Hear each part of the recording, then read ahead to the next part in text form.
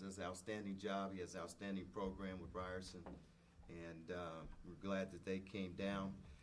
We were really focused. We knew it was going to take a great effort. I don't know if you're aware, but they played Wake Forest to an 80 to 88 game, and so they had our guys' attention. I thought we played well in stretches. I think the encouraging thing for us, as I've said, we've got a lot of guys that can score, which was on display today. We've really been working on our ball movement and doing certain times during the game. We had great ball movement, but I thought that our defense was a big key. We were able to, at the point of attack, contain and control the ball a lot of this afternoon, and did a good job of finishing in transition. I think questions coming into this season for us is rebounding, our ability to rebound, and we only out-rebounded them by four rebounds, and I thought we were the bigger team. So in our post-game talk, that was one of the things that we talked about, and then the other thing is taking care of the ball, turnovers. We've got 18 turnovers is way too many. So those two things we really talked about with our guys. I think the one good thing is that we were able to get everyone in the game and let them get a feel. We have a lot of new players. There's a lot of butterflies going around within the new guys. So, but I thought for the most part they settled down, and it was a good effort. Coach, do you think bounce scoring is going to play a very big role on this team this year? For example, today with Nick and Doug being the 1-2 punch on this team. Yeah, I think if you look at what those guys have produced in the past, all been around double-figure scores. I think Doug was right at 9.5 or so last year. So they've proven that they can produce those kind of numbers. And we lost a lot of scoring and rebounding and block shots last year.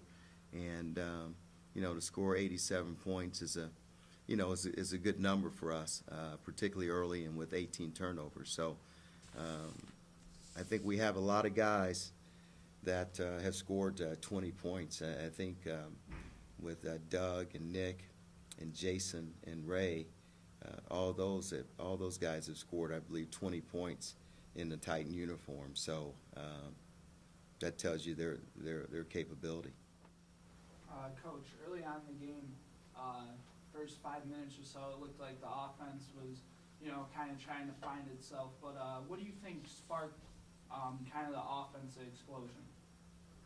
You know what? I thought we started the game down rebounding wise. I thought we were more aggressive going after rebounds. I thought at times at point of attack defensively, we did a much better job of controlling the ball, and we end up. I think one of the things probably that hurt them was with Best going out of the game, the first half with foul trouble. So I'm sure that disrupted their rhythm. Coach, early in the game, and a little bit in the second half, Jason Cleese was holding his wrist. Is he all right? Because it seemed like it wasn't interrupting his shot or anything, but on downtime when he was getting ready to rotate, he was holding his right wrist. Is there anything on that? Well, you know what? It's kind of come and gone with him in terms of his wrist, and it's probably from shooting so much.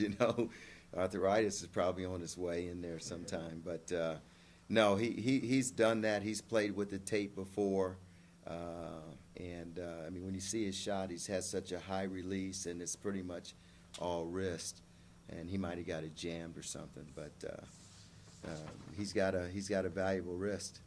Anton Wilson put up a good amount of points from outside.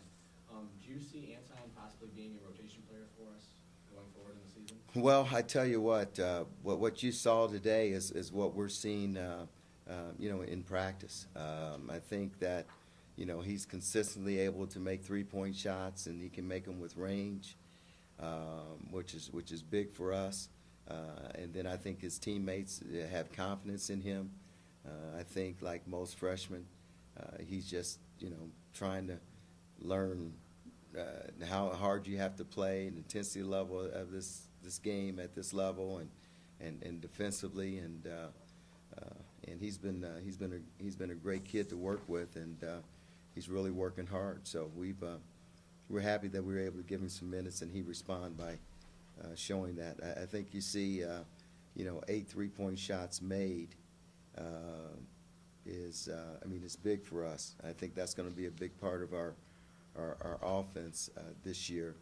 Nick is capable, Ray is capable, Doug is capable when his feet are set, and Jawan Howard is going to be a capable 3-point shooter as well. So I think we're going to shoot the ball very well this season and utilize the 3-pointer as a strength of ours.